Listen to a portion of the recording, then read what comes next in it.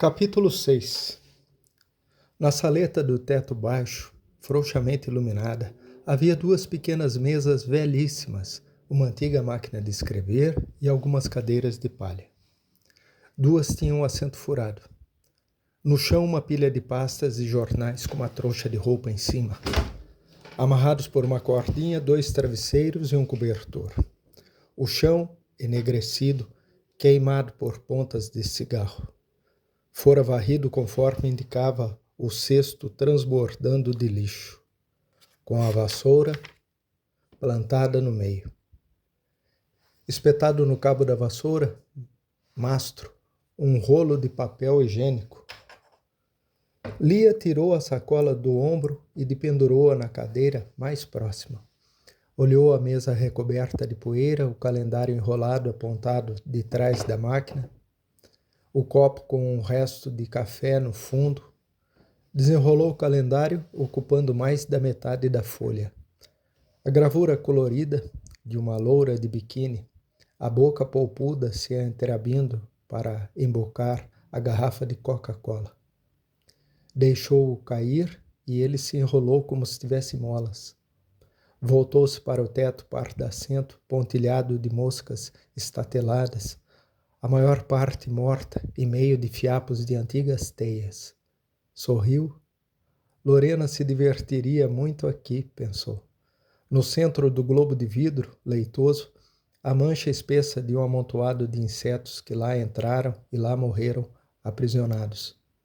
Muito fraca, pensou Lia, desviando o olhar para o dedo indicador que examinou com severidade. Voltou-se para o jovem que acabava de entrar. Precisamos de uma lâmpada mais forte. Onde é que você estava?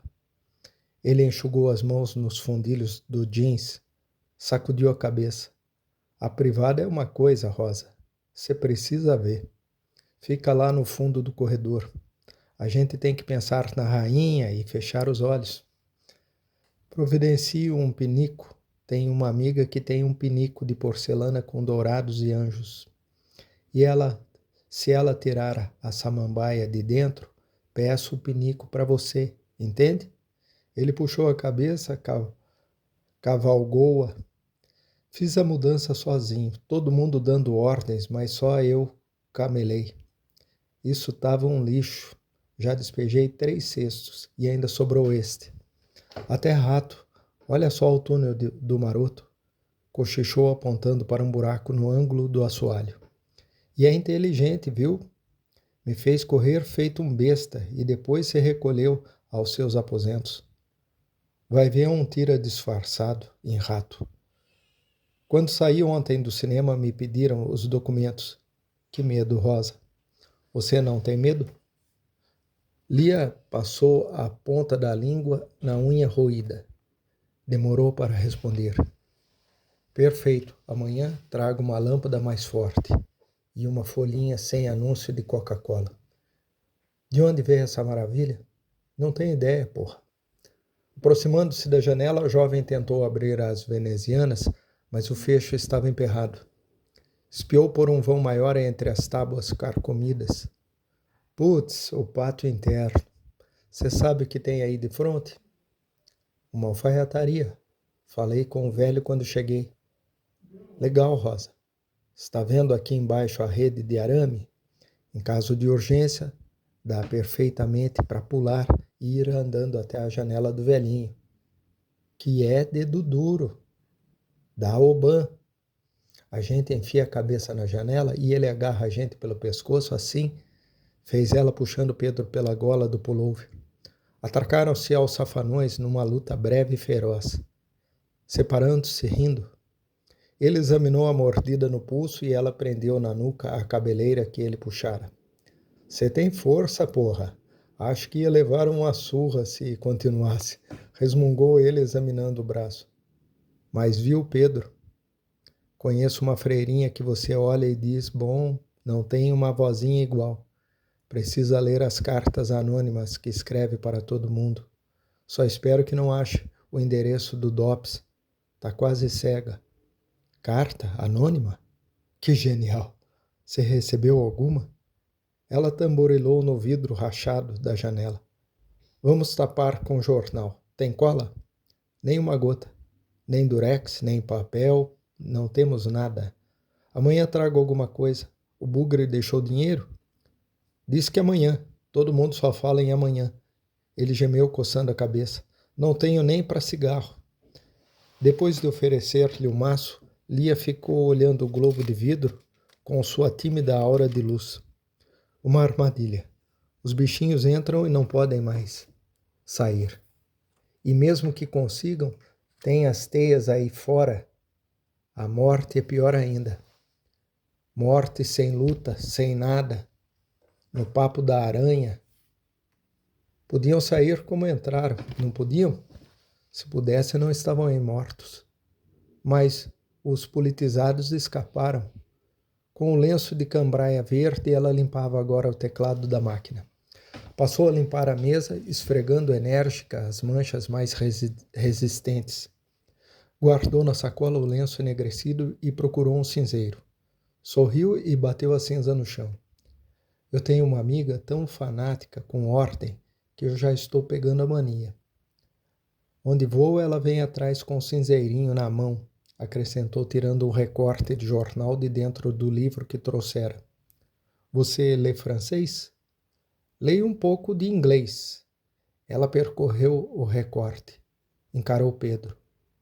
E uma entrevista de André Maltrox sobre Guevara. Sabe quem é Maltrox? Um escritor, não? Parece que morreu faz pouco tempo. Quem morreu foi André Malraux. Não interessa. Esse Malraux, um cara muito importante, entende? O romance dele foi das coisas mais fabulosas que eu já li. A condição humana. Está traduzido. Tomávamos uma média, misto quente. Alegria que senti quando ele propôs: vamos tomar uma média? A gente está gelando. Meus joelhos contra os seus, nossos sanduíches estão juntos que eu podia morder o que ele soprava. Da sua boca também saía fumaça. Não sei explicar, eu disse, mas se você for preso, vou e me entrego também. Ele nem respondeu. Tirou o livro do saco de lona e abriu em cima da mesa. Mas esse Malraux é muito bom. O chato é que você marcou com essas cruzes o livro inteiro. Por que fez isso? Você riscou tudo, olha só. Mas, Miguel, o livro não é meu? Perguntei e ele espalhou geleia na torrada. Não fale como nazista, meu bem. Você tem que pensar nos outros que vão ler. Não pode impor seu gosto aos outros. Atrapalhou minha leitura. Resmungou, me beijando com a boca suja de geleia. Geleia de laranja. Fico olhando o cigarro que tombou da caixa de fósforo onde o deixei. Rolou apagado pela mesa. Chateada, Rosa. Vamos trabalhar. Na desordem da gaveta tinha de tudo, menos papel. Cuidando ter achado um lápis, Pedro tirou do fundo uma escova de dentes de cabo vermelho. Fez pontaria e atirou a escova no cesto de lixo, mas ela bateu na vassoura e desviou para a janela. Nunca entendi esses efeitos de bilhar. Disse e me encarou. Queria fazer uma pergunta, Rosa. Posso? É uma coisa que eu queria saber. Fala. Você já teve experiência com mulher? Já. Que genial!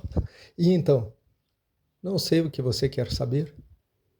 Digo e fico rindo por dentro porque sei muito bem o que ele quer saber. Nada de extraordinário, Pedro. Tão simples. Foi na minha cidade e eu ainda estava no ginásio. A gente estudava junto e, como nos achávamos feias, inventamos namorados.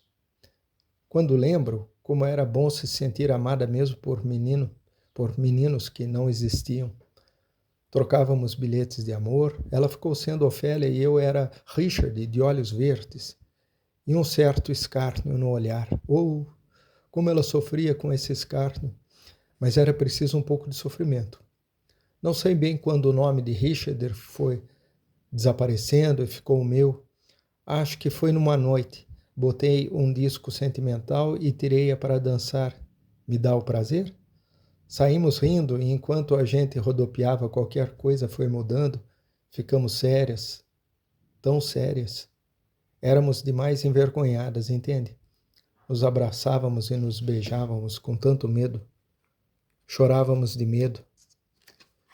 Você era feliz, Rosa? Passo a mão no seu queixo forte. Foi um amor profundo e triste. E a gente sabia que se desconfiassem, íamos sofrer mais. Então era preciso esconder nosso segredo como um roubo, um crime. Tanto susto. Começamos a falar igual, rir igual, tão íntimas como se tivesse me apaixonado por mim mesma. Não sei explicar, mas a primeira vez que me deitei com um homem, tive então a sensação do amor do estranho, do outro. Aquela boca, aquele corpo. Não, eu já não era uma só. Éramos dois, um homem e eu. Você achou isso bom? Se a gente tem vontade, tudo é bom. E eu tinha vontade de saber como era para poder escolher. E escolhi. Mas quando lembro, por que as pessoas interferem tanto? Ninguém sabe de nada e fica falando, fazendo julgamento. Tem juiz demais. Uma noite ela me telefonou em prantos, a família estava a fim de fazer um escândalo. Eu tinha que sumir, quer dizer, aparecer na pele de um namorado. Reinventar o urgente o namorado do início daquele nosso jogo. Teria que lhe mandar cartas, presentinhos assinados por um homem que não seria mais Richard. Que nome então? Até o moço da padaria eu usei no telefone, precisava da voz do Ricardo. Ficou sendo Ricardo. Mentimos tanto em função dos outros que nos contaminamos com as mentiras. Não éramos amantes, mas cúmplices. Ficamos cerimoniosos, desconfiadas. O jogo perdeu a graça, ficou amargo. Do namorado de mentira, ela passou para um de verdade. Do meu lado, deixei-me cortejar por um primo. Falou-se em noivado. E sua família, Rosa? Meu pai percebeu tudo, ficou calado. Minha mãe teve suas adivinhações e ficou em pânico. Queria me casar urgente com o primo. O vizinho também servia, um viúvo que tocava violoncelo.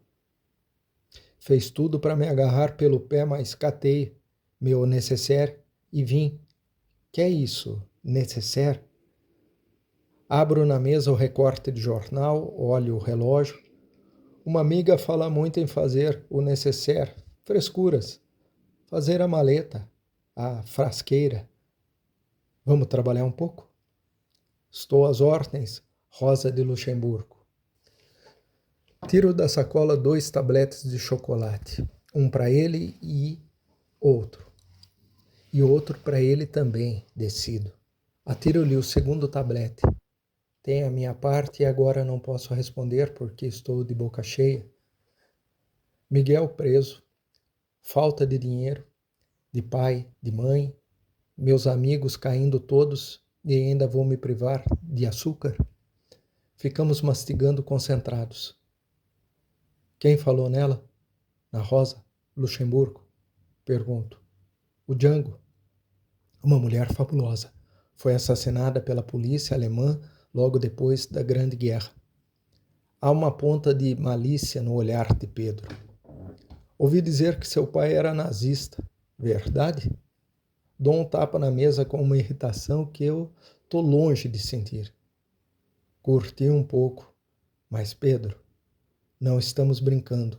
Eu queria que você entendesse bem isso. Aqui eu sou Rosa e você é Pedro. Fim. Só mais uma pergunta, só mais uma, eu prometo. Você pergunta demais, entende? Essa Rosa de Luxemburgo era bonita.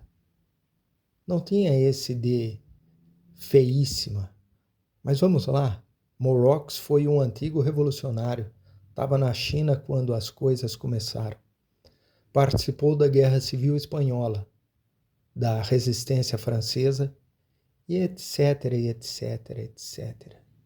Quando ficou velho, começou a se apoltronar e acabou ministro do De Gaulle.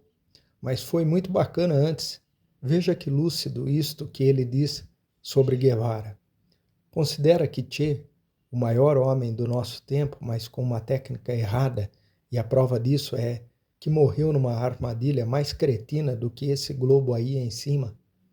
Enganou-se quando pensou que estava dominando aquelas aldeias em redor. Não sei explicar, mas na verdade estavam todas controladas pelos norte-americanos. Devagar, deixa eu escrever isso. Achou um lápis roxo e molha a ponta do lápis na língua. A letra fica nítida, mas os lábios vão se manchando de roxo. Guardo o recorte, assim gostaria de guardá-lo também no fundo da sacola, bem protegido. Ou acho que eu estou ficando uma velha sentimental. Veja, Pedro, ainda na opinião de Morox, a revolução na América Latina terá um caráter trotskista. Não será uma revolução das massas. Também penso assim, porra. Acendo o nosso último cigarro. Ele traga, sua mão treme um pouco. Pode incluir o testemunho de um sacerdote peruano, Venceslau Calderón de la Cruz. Não é um belo nome? Venceslau o quê? Calderón de la Cruz. Considera homens como Guevara e Luther King verdadeiramente santos. Não gosto de Luther King, ele resmunga. Deixe então só o Che, mas repense sobre Luther King. Antigamente a santidade era vista como o máximo da penitência, caridade, aquilo que você sabe. Mudou tudo. Hoje um cristão não pode alcançar a salvação da alma sem servir objetivamente à sociedade. Não sei explicar, mas todo aquele que luta com plena consciência para ajudar alguém em meio da ignorância e da miséria, todo aquele que, através dos seus instrumentos de trabalho, do seu ofício, dar a mão ao vizinho, é santo. Os caminhos podem ser tortos, não interessa. É santo. Nessa altura posso falar dos nossos padres, hein, Rosa? Você precisava ver o Frei Cristóvão. Estava ontem caindo de gripe e ainda assim foi debaixo de chuva falar com as pequenas lá da Casa Vermelha. Quase tivemos que dar uma porrada na dona. A idade delas varia entre 13 e 16 anos. É só nessa faixa que são arrebanhadas. Saiu de lá e foi conversar com a loirinha que faz ponto na porta do cemitério. Pega uma por uma, um trabalho tão lento, tem que gastar tanto cuspe. E o que houve em troca? Romantismo. Mas enfim, um romantismo mais lógico que o pedido desse monte de padres enchendo o Vaticano. Casar. Padre tem que casar com a igreja. Ou então não fica padre, vai fazer outra coisa. Padre mais ou menos é como político mais ou menos. Um lixo. Padre não deve casar nem com a mãe. Que respeito a gente pode ter? Não frequenta igreja nem nada mais de um dia, se um dia quiser voltar. Quero encontrar um padre de mente limpa para me dar a comunhão. Ele riu. Então, o sexo suja? Não sei explicar, Pedro. Mas o caso atrapalha bastante. Fragmenta. E o padre tem que estar inteiro, porque fragmentados já estamos nós. Padre a fim de trepar não tem vocação. É um equívoco. E essa história de equívocos é abominável. Focalizo também a esquerda mais ou menos. Um cagaço que Deus me livre. Sinto fome e frio. Apanho no chão um pedaço de barbante e com ele amarro o cabelo. Fico às vezes uma vara com esse grupo. E agora com essa do embaixador, putz, é o medo. Ele levantou-se, foi até a janela e ficou espiando a noite pelo buraco carcomido da veneziana. Escondeu as mãos nos bolsos e me encarou. Eu acho que eu tenho mais medo da gente lá de casa do que da polícia. Meu irmão mais velho faz parte daquela onda de tradição em família. Você precisa ver como ficou histérico. Morro de medo dele. E seu pai? Separado da minha mãe. Ih, Rosa, como sofri com essa separação. Eu chorava de noite mordendo o travesseiro, chorava feito uma besta. Queria que eles morressem os dois, mas não queria que ficassem separados. Não é esquisito? Por que sofri tanto assim? Não dizia para ninguém, eles não souberam, nem ninguém. Estou dizendo agora, para você. Fiquei todo quebrado por dentro, feito o vidro da minha janela que levou uma pedrada. Olhava o vidro e me via igualzinho. Nunca disse nada. Estou dizendo agora e já estou chorando de novo. Por que tenho de chorar de novo, porra? Coisa mais imbecil. Fico passando o lenço na mancha da minha malha. Sei que não vai sair e continuo esfregando como se tirar essa mancha fosse a coisa mais importante do mundo. Lorena ficaria radiante se me visse. Ela se casou outra vez? Sua mãe? Vejo um tipo rondando e até que é simpático. Não tenho mais nada com isso. Leio muita ficção científica e como eu faço desligado, eles me consideram sobre o debilóide e me deixam em paz. Montou de novo na cadeira, apoiou os braços no espaldar e encostou o queixo no braço. A boca e os dedos manchados de tinta como os dedos das crianças que começam a escrever. Tenho vontade de aconchegar sua cabeça no meu colo. Dorme, Pedro. Família é mesmo um pé no saco. A minha mora longe. Relações perfeitas.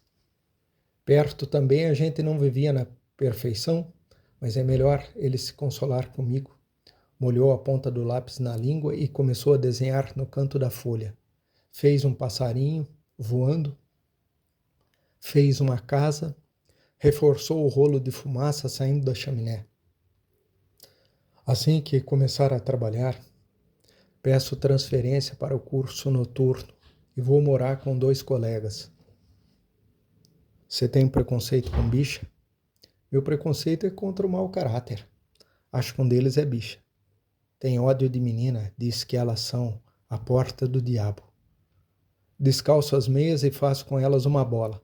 Quero rir, mas ele está seríssimo. Deixo as meias na gaveta, o que me perturbaram essas meias com seus elásticos frouxos. Como é possível um simples par de meia perturbar tanto? Um dia guardei aqui no fundo um par de soquetes de lã preta. E se ainda fecho-as na mão, empoeiradas, mas quentes. Olho Pedro e me vem não sei de onde tanta esperança. Se não interessa, diga antes de se mudar. Deixe tudo explicado, certo? Nada de enrolamentos. Isso é importante. Você é virgem? Virgem propriamente não. É uma embrulhada. Já sei. Virgem. Podia fazer com Lorena uma boa parelha. Toma o seu lápis e desenha o sol radioso ao lado da fumaça. Não ficou mais quente? Reaprender a sorrir, Pedro. Reaprender a aguçar os punhais. E nitidez, nada de fumaças. Não faça o piedoso nem o sentimental, porque aí você vai ferir muito mais. Afirmação. Mas são eles os sentimentais? Você precisa ver quando meu amigo desembundou, o cara só faltava morrer quando veio me dizer como estava infeliz, como a família era cruel e se eu também ia fazer como os outros só porque ele não passava de um maldito. Não se ajoelhou porque não deixei. Mas por que maldito?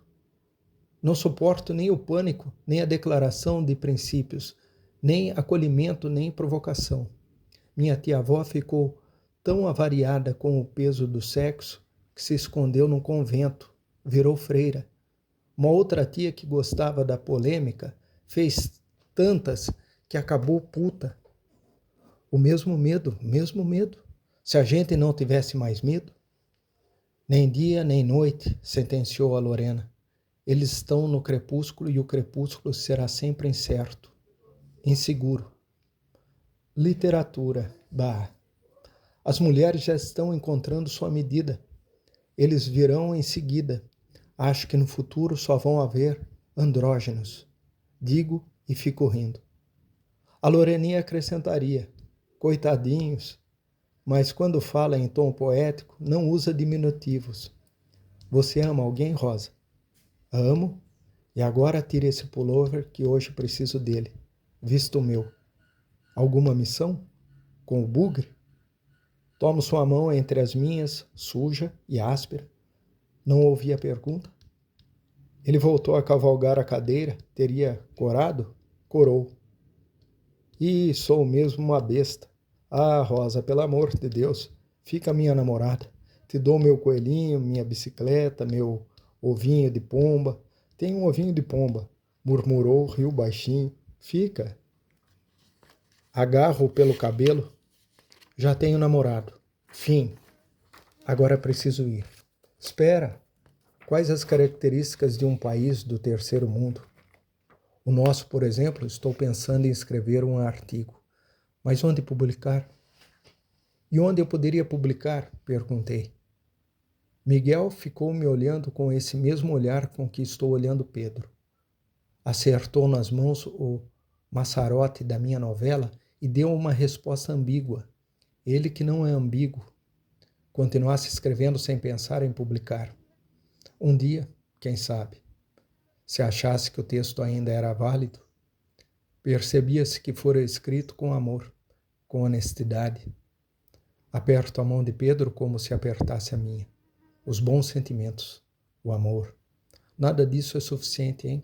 Pedro, não se preocupe em publicar. Vai escrevendo. Você não quer ser jornalista? Então é praticar. Depois a gente vê. Presta atenção. Falar em subdesenvolvimento não é só falar nas crianças. Depois dou o número exato das que morrem por dia. Tenho o analfabetismo, a multiplicação das favelas, os retirantes. Dê um passeio pela rodovia, pelas rodoviárias. Escute o que essa gente fala. Vendedores ambulantes com pentes, lápis, giletes. O lixo estourando nas ruas. Como se chamam essas bocas que se abrem, estúpidas, nas calçadas? A sujeira dos cafés, restaurantes, privadas, a sujeira apoteótica dessas privadas, a começar pelas da faculdade.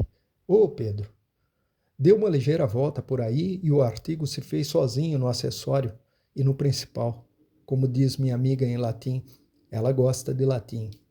Amanhã a gente conversa sobre as causas. Agora eu tenho que ir. Ele me acompanha até a porta, remexo o fundo da sacola. Fica com esse Orenide, dinheiro de trás para diante, da sorte. Guarde, Orenide. Depois acertamos nossas contas. Mas é muito rosa. Beijo no rosto. Entro na escuridão do corredor enquanto ele pergunta pelo romance. Não quero que me veja quando respondo que rasguei tudo, rasguei. Pensei que tivesse vocação e me enganei como esses padres que estão aí se casando. Mas como você sabe que se enganou? A gente sabe, Pedro. Ah, a gente sabe.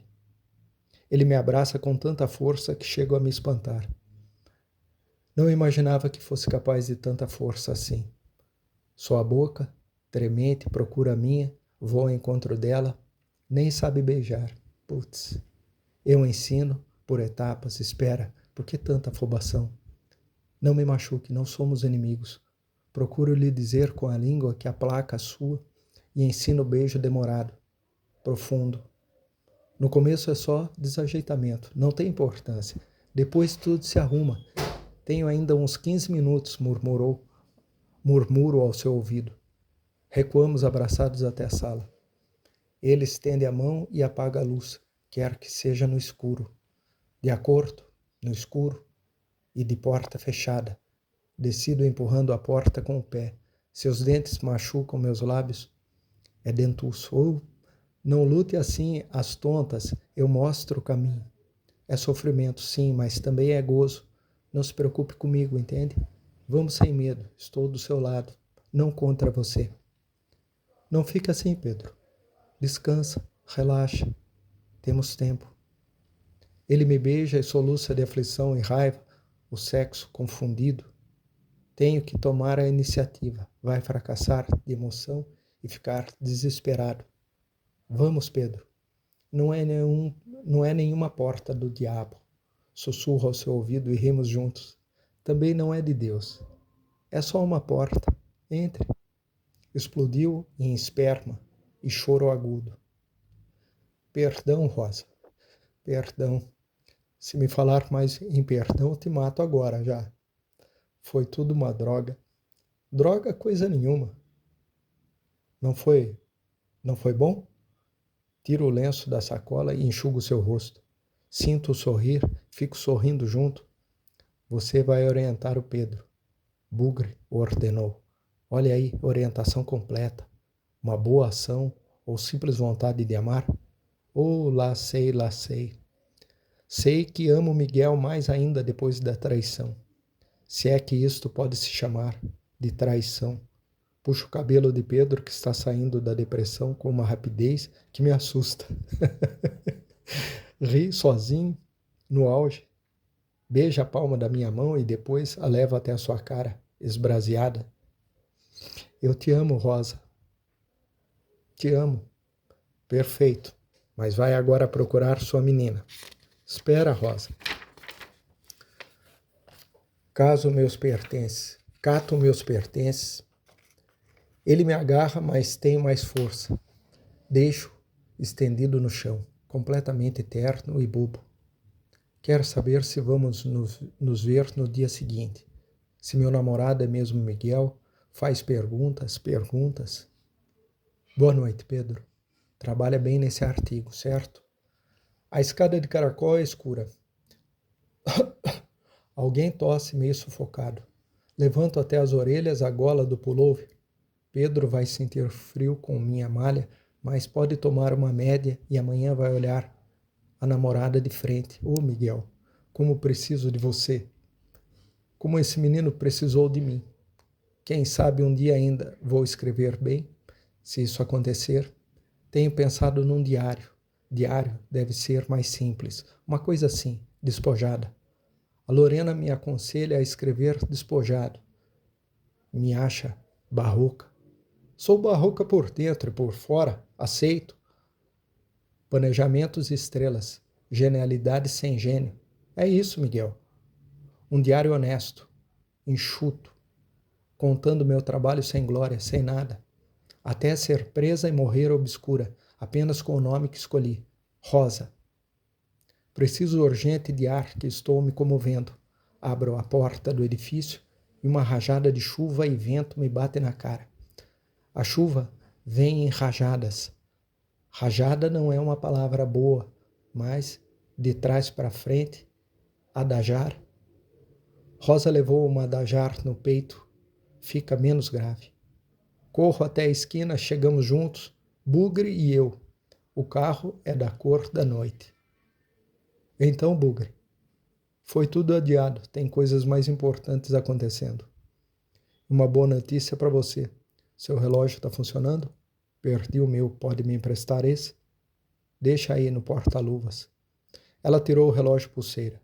Boa notícia para mim? Fala, Bugre. Um momento, não estou enxergando direito. Tem um lenço? Emperrado, o limpador do para-brisa não conseguia fazer escoar o chuvisco cerrado. Ia até a metade do leque demarcado no vidro.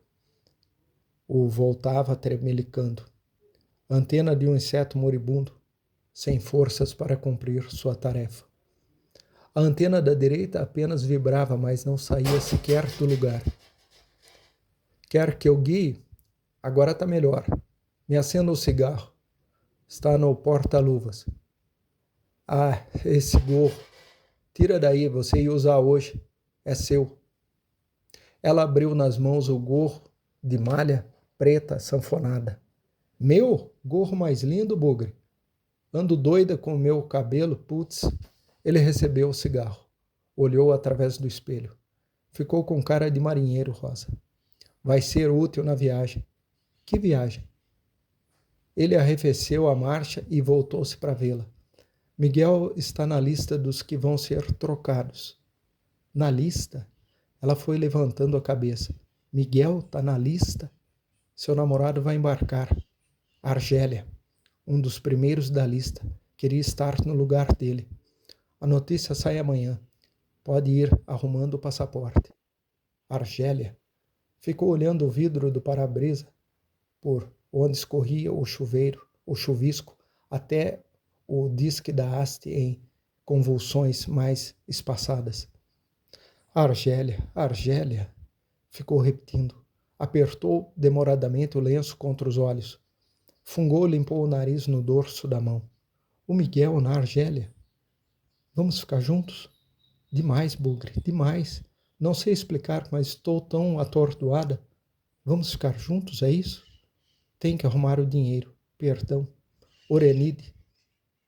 É cara a passagem? Enfim, não tem importância. Falo com minha gente. A gens Lorenenses também vai ajudar, é evidente. Argélia. Sufocou o choro e o riso. E cuida logo do passaporte, que a operação vai ser rápida. Agora vou deixar você em casa. Tenho um compromisso amanhã. Amanhã a gente fala. Contente, marinheira? Ela abriu a boca e respirou com cuidado, com medo de receber uma dose maior de ar. Com a ponta do dedo, ao invés de Argélia, escreveu Algéria, pensando em Alger. No vidro esbranquiçado, pelo hábito de ambos se transferisse o E para junto do I, do L, Algéria ficaria sendo alegria. Limpou depressa o vidro com o lenço. O bugre me turbilhonou completamente. Estava com pensamentos horríveis, sei lá, mas como foi isso? Como foi? É longo, Rosa. Fique por enquanto com a boa notícia. Depois a gente conversa. Vocês vão levar uma vida dura, hein? Eu sei. Muito trabalho, mas vão ter bons contatos. Nenhum problema com sua família? Depois de 3 dias de choro, minha mãe vai ficar ocupada demais em arrumar dinheiro. Vai querer me forrar. O pavor que eu passe fome no estrangeiro. Meu pai é um alemão sentimental, mas contido. Ele entende. Sou capaz de mandar de lá uma foto com um vestido de noiva para efeito familiar. Obrigo Miguel a posar de noivo. O sucesso da foto no porta-retrato de prata da sala de visita. Faria a pose de estrela de cinema. Qual era o nome daquela que a mãe gostava tanto? Rita Hayworth. Ela dizia Hayworth. O pai era distraído. Não guardava nomes, mas de um não esquecia. Claude Rains, um velho antipático, resmungava a mãe. Artista tem que ser moderno, bonito. Depois você conversa com o mineiro sobre o passaporte. É esta a sua rua? Não consigo ver a placa. A próxima, vá em frente. E o corcel? Amanhã estará na sua porta, com os cumprimentos revolucionários. Bugre, esse gorro e essa notícia, entende? Mas aonde você vai? É neste portão, avisou, inclinando-se para beijá-lo. Pensou ainda em perguntar se Miguel falara sobre ela, mas apanhou a sacola, o livro e perguntou apenas se podia ficar com um maço de cigarro. Leva também o fósforo. E olha seu lenço. Isso não é seu lenço? Entrou protegendo a cabeça com a sacola. A chuva aumentará. Que tempo, resmungou, se sacudindo no vestíbulo do casarão. Lia? É você, Lia? Perguntou Madre Alex, abrindo a porta do seu gabinete. Entre um instante, filha. Sente-se. Sente-se aqui ao meu lado. Quer tomar um café? Foi feito há pouco. Vê se está bom de açúcar. Lia deixou a sacola e o livro no chão. Sorriu desamparada. Queria ficar só, pensando e repensando. Insônia, Madre Alex. Não, muito trabalho. Mas que beleza de gorro, não é mesmo? Presente de um amigo. Prendendo assim o cabelo, você fica com cara de marujo, e marujo alemão, você tem os olhos do seu pai. Foi o que falou meu amigo, cara de marinheiro. Digo, tomando o café, quente demais, doce demais. Senhora recebeu carta da minha mãe? Uma longa carta. Gosto muito da sua mãe. Fico olhando o relógio em formato de 8, dependurado na parede, caiado de branco. O som também é antigo. Na minha casa tem um relógio igual. Você tem saudade, Lia? Não sei explicar, mas lá é como este café adocicado e quente. Minha mãe chegava a me abafar com tanto amor. Preferia às vezes que me amasse menos. O velho disfarçando com carrancas, tios e tias estourando por todos os lados com os batalhões dos primos. Aconchegos, festinhas. Lembro de todos, amo-os todos, mas não tenho vontade de voltar. Isso é saudade? Foi um período que se encerrou, aqui começou outro e agora vai começar um terceiro período. Então fico com esses 2 períodos para lembrar. Será saudades? Acho que sim. Quando não vissa, eu pensava muito na minha gente. Sabia que não ia voltar, mas continuava pensando com tanta força, como quando se tira um vestido velho do baú, um vestido que não é para usar, só para olhar, só para ver como ele era. Depois a gente dobra de novo e guarda, mas não se cogita em jogar fora ou dar. Acho que saudade é assim. Quebrei a cinza do cigarro no pires com rosinhas pintadas. Irmã Priscila pinta na porcelana. Tanta coisa que precisava de revisar. Oh, que notícia! A Argélia. Mas que loucura! Argélia. Argélia, putz. E, ouvindo aqui o caso do vestido, fico olhando os olhos de aço de Madre Alex. Não é o caso do vestido? Um poema que Loreninha já recitou para mim. Terei que dizer adeus à concha cor-de-rosa. Mas para onde quer que vá e passe o tempo que passar, sei que não vou esquecer seus incensos, suas recitações, suas músicas. 1000 anos e posso vê-la branquinha e magrinha na sua malha preta, deitada de costas, pedalando no ar. Tomo mais uma xícara, digo pegando a garrafa térmica. Ela puxa sobre a orelha a touca branca. A cabeça não é pequena para o corpo. Procuro imaginá-la jovem e já vestindo o hábito, uma vida cinzenta sobre os panos e sobre a touca que lhe cinge a cabeça como um capacete. Mas por que vida cinzenta? Ela não pôs nesse trabalho de mais de meio século o maior amor? Então não tem nada de cinzenta. Soldado de Cristo, como era mesmo o hino? Levantai-vos, soldados de Cristo, meio século curtindo um pensamento só. E os estudos, filha? Você trancou a matrícula? Bem, as coisas tomaram outro rumo, entende? Vou viajar, Madre Alex, exterior. Por enquanto só posso adiantar isso. Dentro em breve levanto a âncora. Veja, já estou com o gorro. Digo e não sei por que me emociono. Não esqueço a paciência que a senhora teve comigo. Sei que eu sou agressiva, complicada. Deve ter tido, às vezes, vontade de me botar na rua, me abrir a porta. Ela guardou os óculos no estojo de couro, pôs uma mão sobre a outra e ambas em cima da mesa. Fiquei fixada na sua aliança de prata. Vocês me parecem tão sem mistério, tão descobertas. Chego a pensar que sei tudo a respeito de cada uma e de repente me assusto quando descubro que me enganei, que sei pouquíssima coisa. Quase nada, exclamou e abriu as mãos no espanto. O que sei, afinal? Que é da esquerda militante e que perdeu o ano por faltas? Que tem um namorado preso, que está trabalhando numa novela e que está pensando numa viagem que não tem ideia para onde seja? Que sei eu sobre Lorena, que gosta de latim, que ouve música o dia inteiro e que está esperando o telefonema de um namorado que não telefona? Ana Clara, aí está Ana Clara. Como me procura e faz confissões. Eu podia ficar com a impressão de que sei tudo a respeito dela. Mas sei mesmo. Como vou separar a realidade da invenção? Quando ela se cala, eu fico ouvindo o som do relógio, as cadeiras de jacarandá com as toalhinhas de crochê na altura da cabeça. Estavam poídas as toalhinhas, mas se foram feitas por avó Dil, modéstia, Madre Alex. Na realidade, a senhora sabe mais fundo do que aparenta. Vocês são jovens, Lia. Eu não contava com uma aproximação maior, mas assim, afastada como estou, de que forma posso ser útil? E eu queria ser útil, repetiu. O pano da touca foi se franzindo, modelando as rugas que se aprofundaram na testa. Ana Clara é a única que se deu sem reservas, pois diante dela me sinto tão inútil quanto diante de vocês, reduzida como estou a um gravador.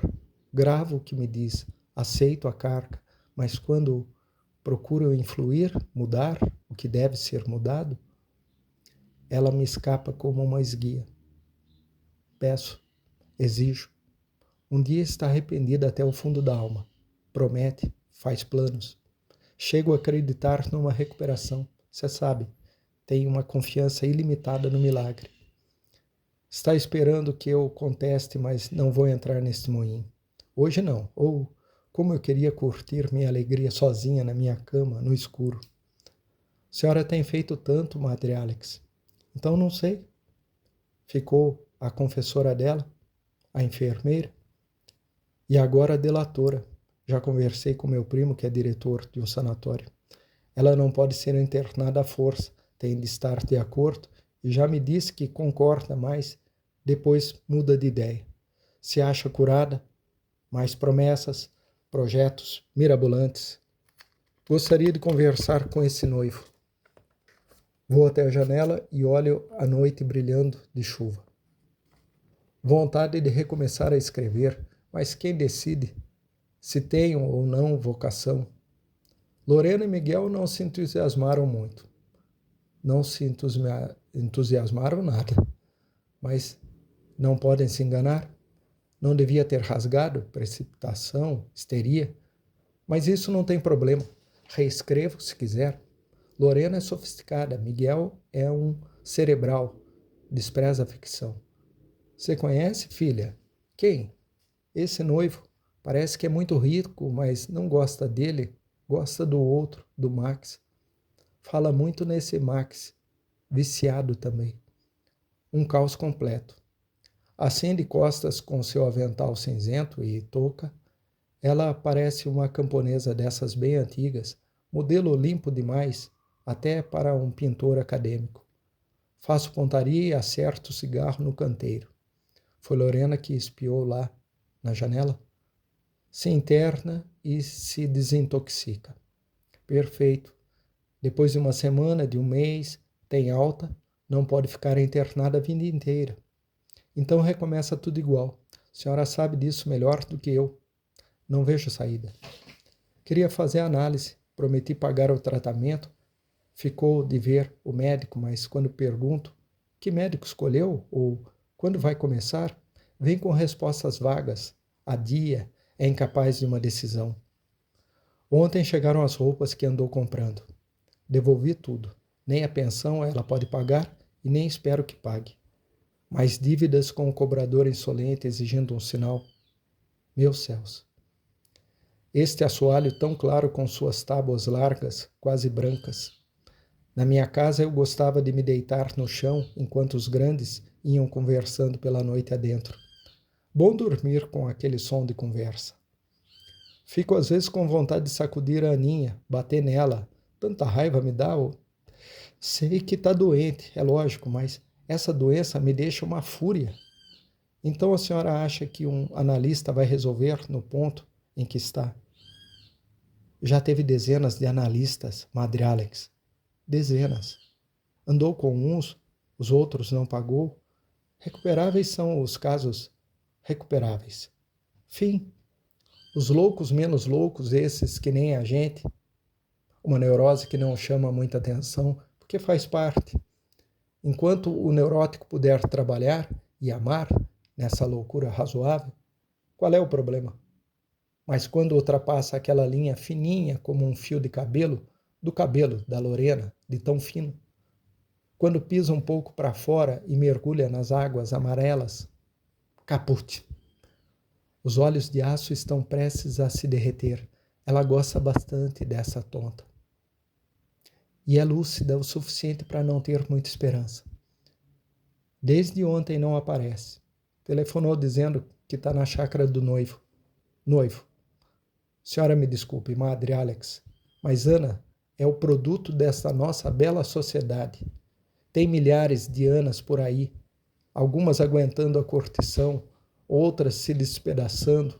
As intenções de socorro e etc. são as melhores do mundo.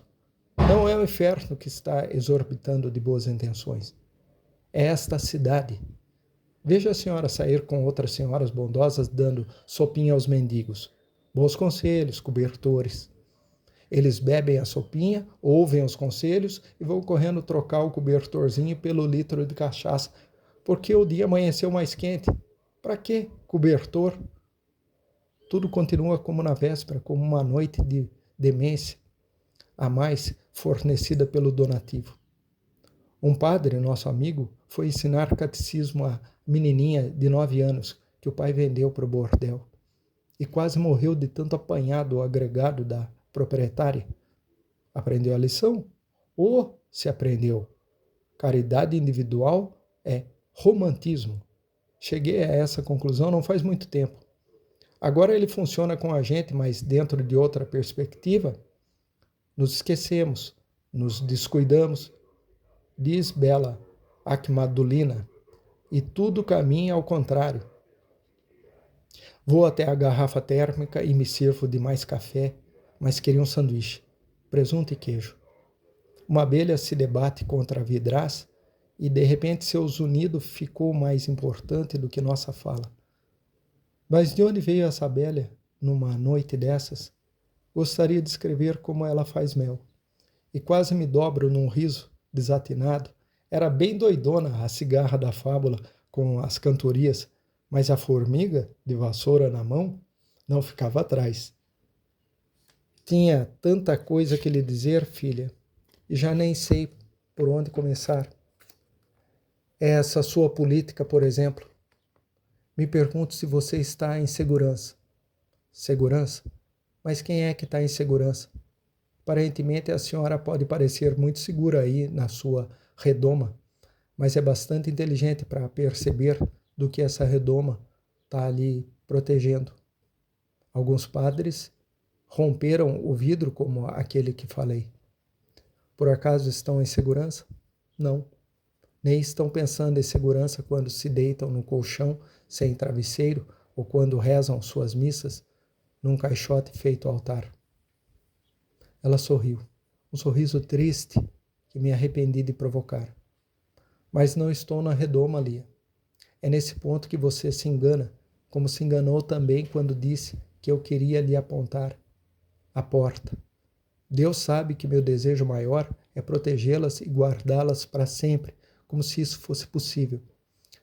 Se não interfiro, se não me aproximo, é porque eu não quero que pensem em vigilância, fiscalização. Vocês bateriam as asas mais depressa ainda. Pronto, magoou-se. Essa minha mania de discurso, baiano com subversão, pode dar noutra coisa? Não sei explicar, Madre Alex, mas o que eu queria dizer é que, embora resguardada, a senhora luta a seu modo. Respeito sua luta. Respeito até a luta dos que querem nos destruir. Respeito, sim, senhora. Eles estão na deles, como estamos na nossa. Enfraquecidos, traídos, divididos. Não calcula como estamos divididos, mas vamos aguentando. Um que fique tem que correr como um cão danado para passar o facho ao seguinte que recebe e sai correndo até o próximo que nem estava na corrida, entende? De mão em mão. É demorado, mas não estamos mais com tanta pressa. Facho, Lia. Você fala em facho, mas o que vejo é um levar ao outro violência, morte. Um rastro de sangue é o que vocês vão deixando por onde passam. Temos um condutor supremo e do seu esquema transcendente, a violência foi riscada. A espiritualidade. Olha aí, vitória da espiritualidade. Arranca uma lasca da unha que vem com um fiapo de pele. O sangue brota, chupa o dedo, uma bala dum-dum no peito doeria menos. O bezerro de ouro está instalado na praça e a senhora me fala em espiritualidade. Os adoradores não são espirituais porque são adoradores, entende? O povo não é espiritual porque o povo quer fazer parte da adoração e não pode nem chegar perto. Está desesperado. Aquele brilho, aquele exemplo de conforto, gozo. Esses desastres, esses crimes, tudo isso é desespero. O povo está sem esperança e nem sabe. Então fica subindo nos postes, dando tiro à toa, bebendo querosene, gasolina, de aflição. Medo. Eu estava assim, desorientada. Agora sei o que eu quero fazer. Violência também? Não consigo mais ficar sentada, me levanto. Assumo o risco. Não, Madre Alex, confesso que eu estou mudando. A violência não funciona. O que funciona é a união de todos nós para criar um diálogo. Mas já que a senhora falou em violência, vou lhe mostrar uma. Digo e procuro o depoimento que levei para mostrar a Pedro e esqueci. Quero que ouça o trecho do depoimento de um botânico perante a justiça. Ele ousou distribuir panfletos numa fábrica. Foi preso e levado à caserna policial. Ouça aqui o que ele diz. Não vou ler tudo. Ali interrogaram-me durante 25 horas enquanto gritavam: traidor da pátria, traidor. Nada me foi dado para comer ou beber durante esse tempo. Carregaram-me em seguida para a chamada capela, a câmara de torturas. Iniciou-se ali um cerimonial frequentemente repetido que durava de 3 a 6 horas cada sessão. Primeiro me perguntaram se eu pertencia a algum grupo político. Neguei. Enrolaram então alguns fios em redor dos meus dedos, iniciando-se a tortura elétrica. Deram-me choques inicialmente fracos que foram se tornando cada vez mais fortes. Depois obrigaram-me a tirar a roupa, fiquei nu e desprotegido. Primeiro me bateram com as mãos e em seguida com cacetetes, principalmente nas mãos. Molharam-me todo para que os choques elétricos tivessem mais efeito. Pensei então que fosse morrer. Mas resistia, e resisti também às surras que me abriram um talho fundo em meu cotovelo. Na ferida, o sargento Simões e o cabo Passos enfiaram um fio. Obrigaram-me então a aplicar choques em mim, mesmo em meus amigos, para que eu não gritasse. Enfiaram um sapato dentro da minha boca. Outras vezes, panos fétidos. Após algumas horas, a cerimônia atingiu seu ápice. Penduraram-me no pau de arara. Amarraram minhas mãos diante dos joelhos, atrás dos quais enfiaram uma vara, cujas pontas eram colocadas em mesas. Fiquei pairando no ar. Enfiaram-me então um fio no reto e fixaram outros fios na boca, nas orelhas, nas mãos. Nos dias seguintes, o processo se repetiu com maior duração e violência. Os tapas que me davam eram tão fortes que julguei que tivessem me rompido os tímpanos. Mal ouvia. Meus punhos estavam ralados, devido às algemas, minhas mãos e partes genitais completamente enegrecidas devido às queimaduras elétricas. E etc, e etc. Dobro a folha, Madre Alex me encara, os olhos cinzentos têm uma expressão afável. Conheço isso, filha. Esse moço chama-se Bernardo. Tenho estado muito com a mãe dele. Fomos juntas falar com o cardeal. Agora é que eu não sei mesmo o que pensar. Muito especial, diria a Lorena. Nunca ninguém me deu tanto essa ideia de união de gelo e fogo como ela me dá. Tinha empalidecido, mas está de novo corada. As veiazinhas se cruzando na superfície da face, numa rede fina como se fosse feita de cabelos compridos, aqui e ali. As pontas meio perdidas, se buscando adiante e se dando as mãos até formar um só todo transcendente, indefinível, como ser único desse seu universo. Um universo que é o da sua infância, a própria infância da humanidade. Boa noite, Madre Alex. Gostei muito de conversar com a senhora. Toma cuidado, Lia. Não quero que você sofra. Toma cuidado, eu peço. Sou forte a beça. Não, Lia. Vocês são frágeis, filha. Você, Lorena. Quase tão frágeis quanto Ana Clara. Haja o que houver, não deixe de me dar notícias. Conte comigo. Vou lhe mandar meu diário, Madre Alex, ao invés de cartas. Um diário de viagem. Ela me acompanha até a porta. Posso lhe dar uma epígrafe? É do Gênesis. Aceita? Pergunta e sorri. Sai da tua terra e da tua parentela e da casa de teu pai, e vem para a terra que eu te mostrarei. É o que você está fazendo, acrescentou. Hesitou um pouco. É o que eu fiz.